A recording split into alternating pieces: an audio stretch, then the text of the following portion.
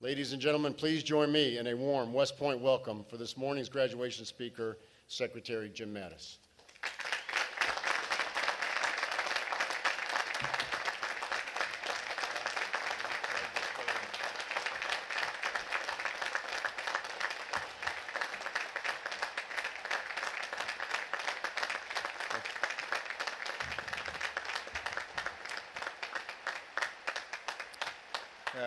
Thank you. Thank you, distinguished guests, ladies and gentlemen. What a day. As the chaplain put it, what a happy day for our graduates here this morning, for the families that have nurtured them and raised them to take on these challenges, certainly for these over to your left flank here, the ones who want to be graduating, and for the class of 2018, you're not getting out a month early. By golly, if this class had to go through the full course of difficulty, so will you. But it's also a great day for the U.S. Army, General Milley, to have this reinforcement secretary coming into the Army. And it's a great honor, ladies and gentlemen, for me to be here today at West Point. It's one of the foundational keystones of our nation. And to join you on behalf of our Commander-in-Chief, President Trump, to pay his respects and the respects of the American people to the Military Academy class of 2017. I would never have imagined, ladies and gentlemen, that when I joined the military at age 18, that I'd be standing here, nor can you graduates anticipate where you'll be many years from now. By the time this class was in first grade classrooms in every state across our union, our country had been thrust into a war by maniacs who thought that by hurting us, they could scare us. Well, we don't scare, and nothing better represents America's awesome determination to defend herself than this graduating class. Every one of you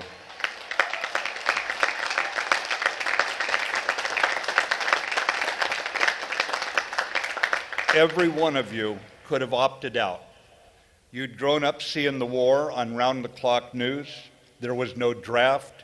Colleges across this land would have moved heaven and earth to recruit you for schools that would never make such demands on you as West Point. Starting with Beast Barracks, an aptly named introduction to the long gray line, creating American soldiers who are at their very best when the times are at their very worst. Today, in honoring you graduates and celebrating your achievements and giving thanks for your commitment, we can see clearly your role in our world. You graduate the same week that saw the murder of 22 innocent young lives.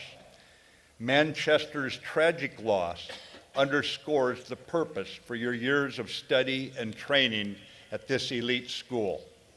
For today, as General Caslen said, you join the ranks of those whose mission is to guard freedom and to protect the innocent from such terror. The innocent noted in your class motto, so others may dream.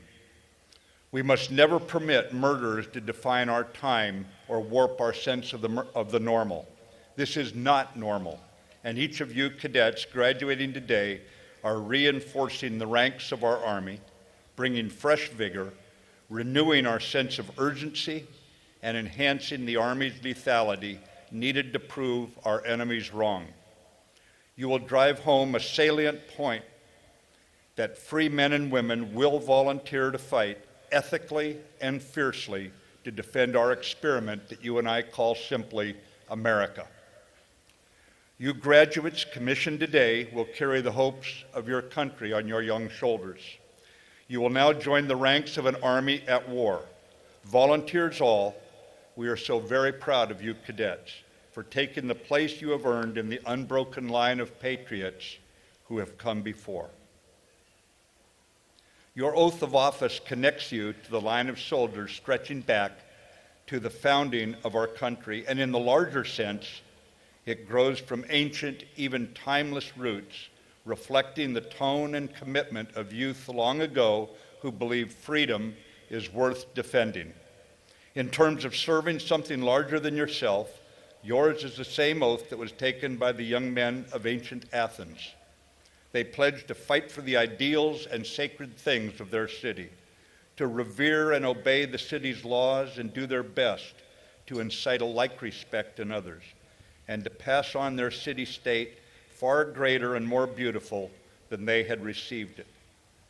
In that sense, it is fitting the cadet cover you wear today for the last time features the helmet of the Greek goddess Athena, echoing respect of the civic duty that's found in a democracy and in a nation, in President Lincoln's words, of the people, by the people, for the people.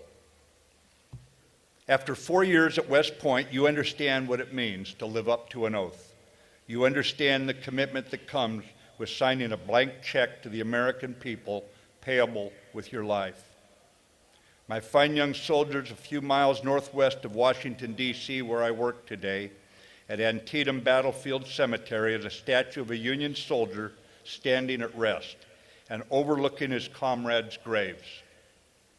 It is inscribed with the words, "Not for themselves, but for their country." How simple that thought. So long as our nation breeds patriots like you, defenders who look past the hot political rhetoric of our day and rally to our flag, that Army tradition of serving our country will never die. To a high and remarkable degree, the American people respect you. We in the Department of Defense recognize that there are a lot of passions running about in our country, as there ought to be in a vibrant republic. But for those privileged to wear the cloth of our nation, to serve in the United States Army, you stand the ramparts. Unapologetic, apolitical, defending our experiment in self-governance, and you hold the line. You hold the line. Thank you.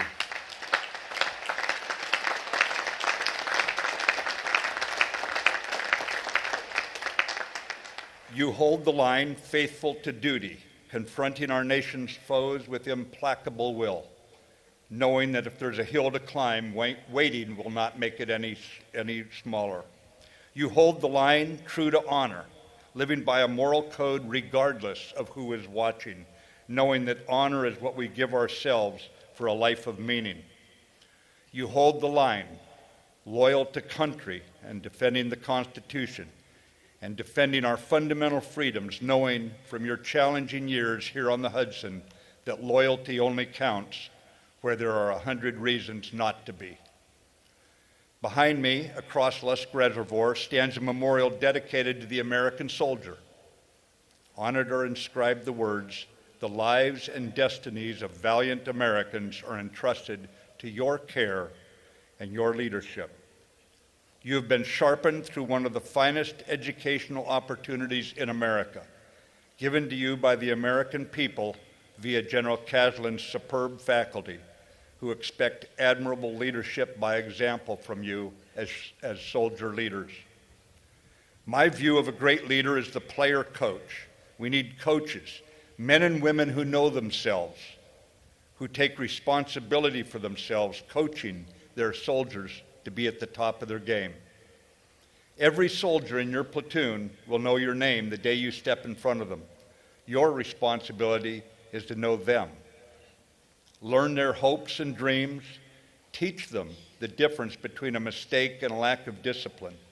If your troops make mistakes, look in the mirror and figure out how to coach them better. And while we will never tolerate a lack of discipline in the U.S. Army, we must not create a zero-defect environment, because that would suffocate initiative and aggressiveness, the two attributes most vital to battlefield success. In leading soldiers,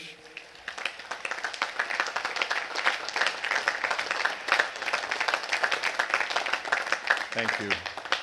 In leading soldiers, you will have what F. Scott Fitzgerald called riotous excursions with privileged glimpses into the human heart. So recognize that you should never let your passion for excellence to neutralize your compassion for the soldiers you serve and who will follow you into harm's way. Remember that when the chips are down It will be the spirits of your often rambunctious soldiers that will provide you the reservoir of courage you will need to draw upon. Rest assured that nothing you will face will be worse than Shiloh. Nothing can faze the U.S. Army when our soldiers believe in themselves. The chips were down in the freezing cold days before Christmas 1944 when the Nazi Army was on the attack in the Ardennes. A sergeant in a retreating tank spotted a fellow American digging a foxhole. The GI, Private First Class Martin, looked up and said to the sergeant in the tank, "Are you looking for a safe place?" "Yeah," answered the tanker. "Well, buddy," the private said with a drawl, "just pull your vehicle behind me. I'm the 82nd Airborne, and this is as far as the bastards are going."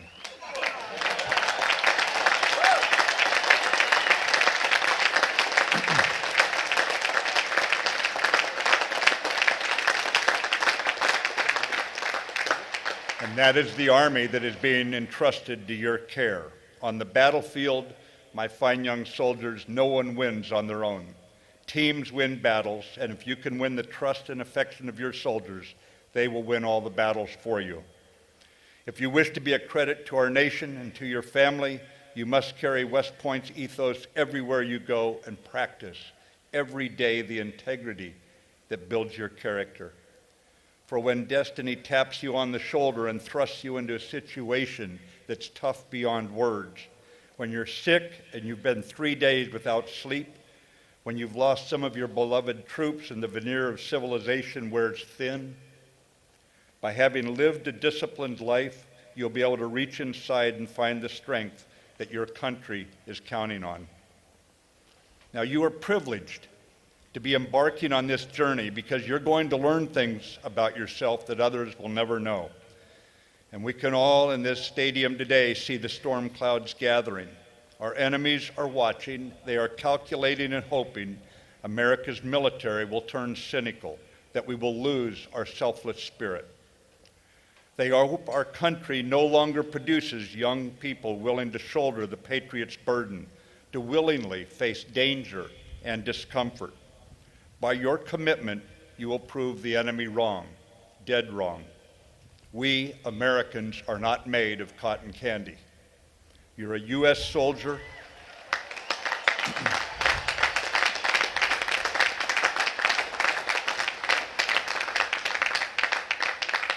You are a U.S. soldier, and you hold the line.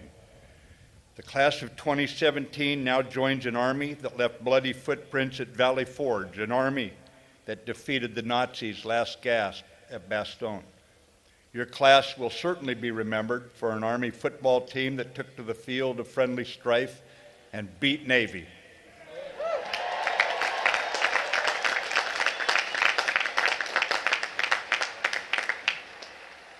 But you will also be remembered for the history that you're about to write. And when you turn over your troops to their next commander, they will be as good or better than you received them. Now, I may not have had the pleasure of knowing each of you personally, but I have very high expectations of you. Your country has very high expectations of you. And we are confident you will not let us down, because while we may not know you personally, we do know your character, West Point character. So fight.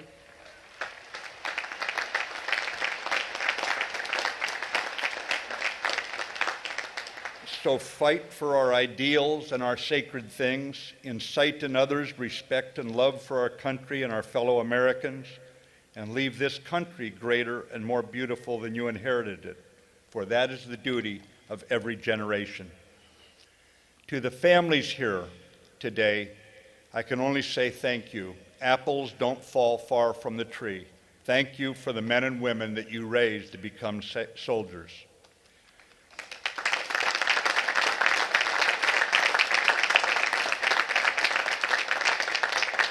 And thank you to old shipmate General Caslin and your team who coached these members of the Long Gray Line. They will write the Army's story, and in so doing, they will carry your spirits into our nation's history. For duty, for honor, for country, hold the line. Congratulations, class of 2017. May God bless America. Thank you. Thank you.